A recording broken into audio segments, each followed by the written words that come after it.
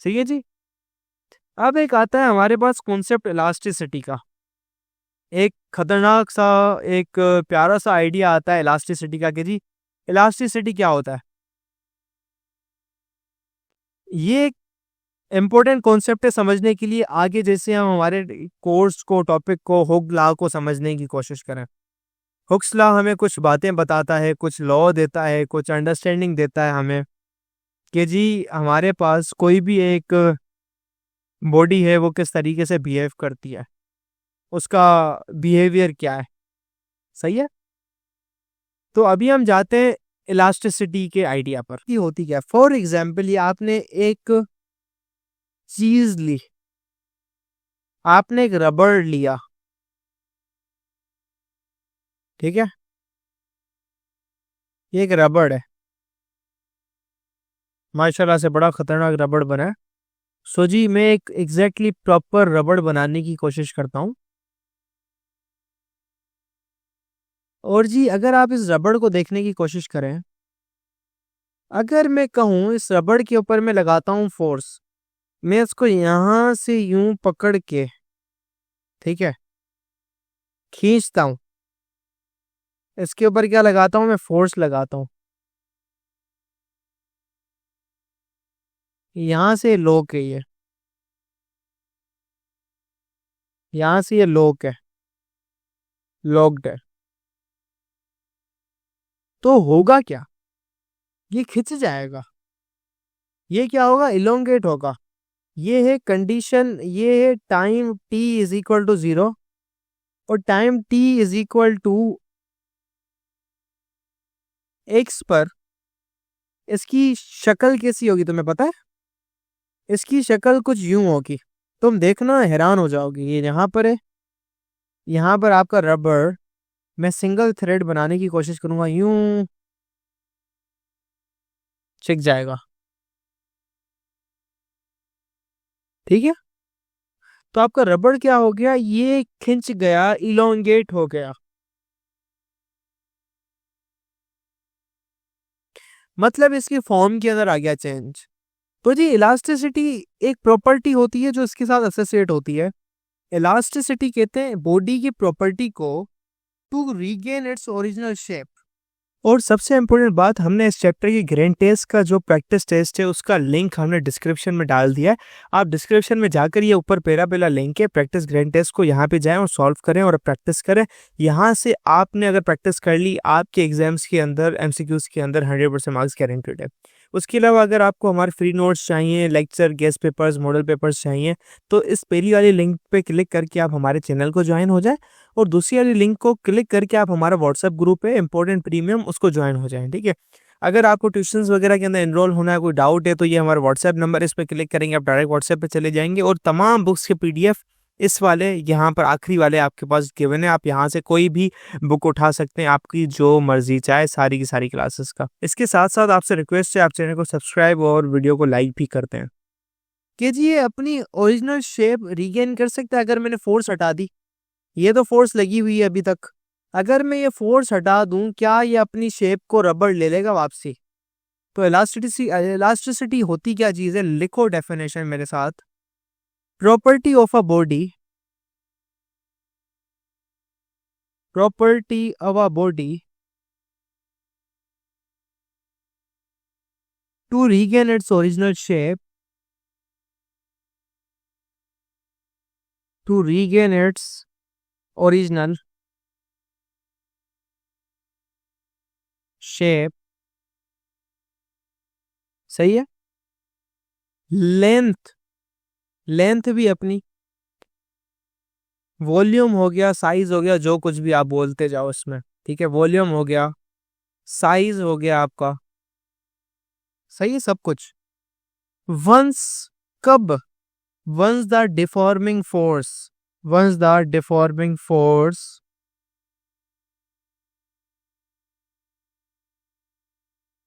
Has been removed.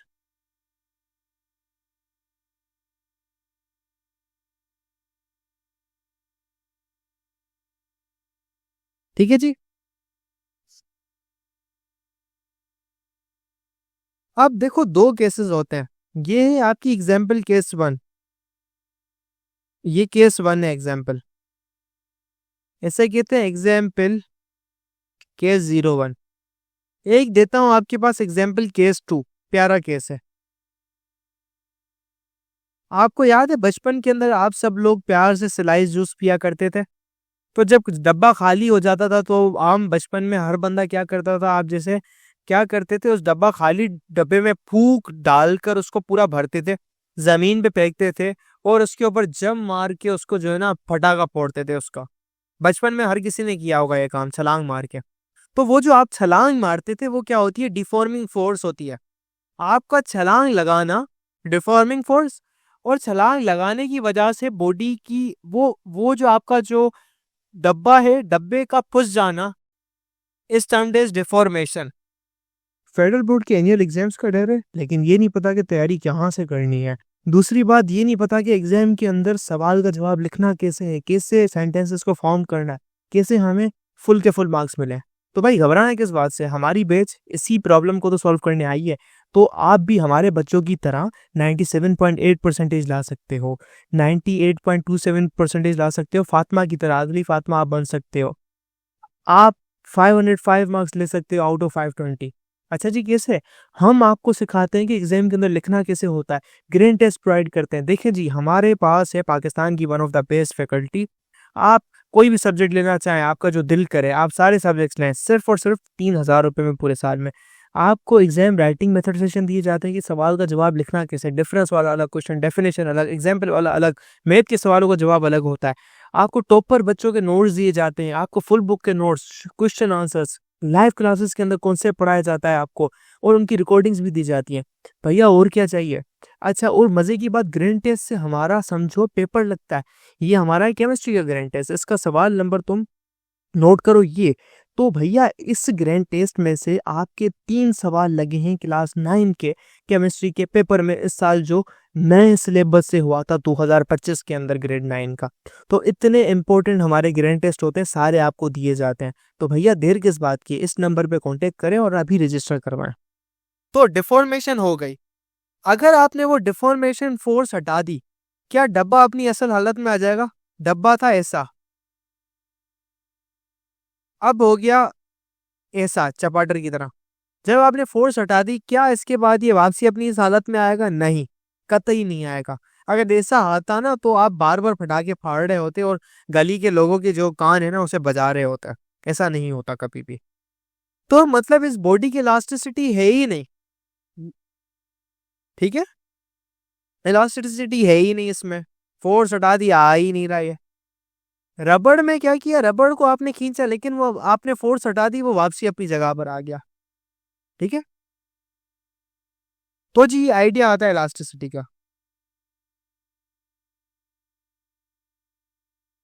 अब elasticity पता कैसे चलेगा कौन सी चीज कितनी ज्यादा इलास्टिक है? तो हमें एक मैथमेटिकल अंडरस्टैंडिंग चाहिए होगी जो कि हमें देता है कि elasticity is defined as the, लिखो, elasticity is defined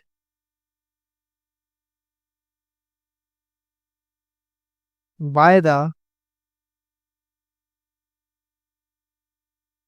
modulus of elasticity.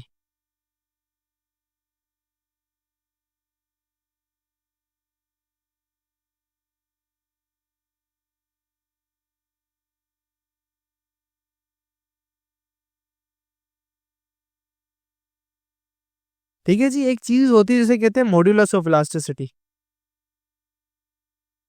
उससे आप क्या करते हैं, आप मालूम कर लेते हैं कि जी कितनी चीज इलास्टिक है। इसको पढ़ने का अभी हमारे पास नहीं है, so out of the book ये आइडिया है जो कि हमें बिल्कुल नहीं पढ़ना। Currently is out of scope या बियॉन्ड योर स्कोप है आपका ये आइडिया। सही है जी, यहां तक आपके पास इलास्टिसिटी और इसकी डेफिनेशंस आती हैं। किताब कहती है the ability of a deformed body to return its original shape and size when the deforming forces are removed is called elasticity.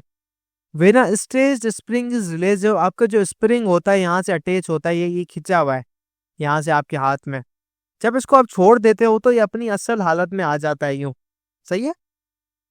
When a tennis racket hits a tennis ball, the shape of the ball is distorted or deformed, but it regains the original shape when it bounces off the tennis ball. जब आप ball बल्ले से या tennis से हटाते हो तो वो अपनी असल शेप में आ जाता है। Similarly, when an archer shoots an arrow, she bends the bow.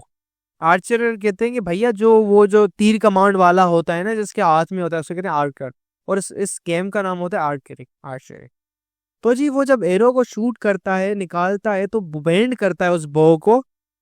ऐसे बो होता है, यूं कर देता है, सीधा होता है, इसको खींच के यूं कर लेता है और शूट करता है। ठीक है जी। Not all materials return to original shapes when deforming force has been removed. Materials that do not return to their original shape after being distorted are said to be inelastic. जैसे आपका जो plastic वाला सिलाई juice का डब्बा था, सिलाई juice का डब्बा इनइलास्टिक होता है। इनइलास्टिक मटेरियल केले हो गए, डव हो गया, आपका आटा हो गया, वगैरह वगैरह। ठीक है जी। कुर्सी हो गई आपकी, प्लास्टिक हो गया सारा का सारा। Most material elastic up to a certain limit is called elastic limit. Beyond the elastic limit, a material will not return to its original dimension when the deforming force is removed. ये क्या कहती है line? ये कहती है कि भैया आपका जो पेन है, पेन जो आप बॉल पेन यूज करते हो, सब जैसे नोट्स बनाते हो, बॉल पेन्स आपके। तो जी आपके जो बॉल पेन्स होते हैं, उसका स्प्रिंग निकालो, उसको खींचो, उसको जोर से खींचो, जोर से खींचो। थोड़ा सा खींचोगे वो वापसी सही हो जाएगा, लेकिन जोर से खींचो वो खराब हो जाएगा, वापसी नहीं बनेगा सही। बचपन में अगर कहीं किया हो आप लोगों ने। ऐसा क्यों? क्योंकि आपने उसको उसकी इलास्टिक लिमिट से ज्यादा खींच दिया। तो हर ऑब्जेक्ट की एक लिमिट होती है, उस लिमिट को कहा जाता है इलास्टिक लिमिट। Elastic limit. उससे ज्यादा आप उसको खींचने की या फोर्स लगाने की कोशिश करते हैं तो वो भाई वो वापसी अपनी असल सूरत में, हालत में नहीं आने की कोशिश करता, जुस्तजू करता। क्योंकि भैया वो आप खींच लिया ज्यादा, अब उसकी इलास्टिसिटी मटेरियल की गायब हो गई, तबाह हो गई, बर्बाद हो गई, खत्म हो गई। अब इसके बाद वो वापस नहीं आएगा अपनी ओरिजिनल सूरत हाल, अपनी जुस्तजू को लेके। सही है जी। ये चीज आ गई। ये है आपके पास स्प्रिंग प्यारा सा। ये टेनिस बॉल, ये बॉल दब गई है। यहाँ पे आर्चरी का जो बो है, जो आप खींचते। अच्छा जी, अगर बो आपका वही है तो ये जो डोरी है, ये खींच लेते हैं, सीधी होती है डोरी, वगैरह वगैरह।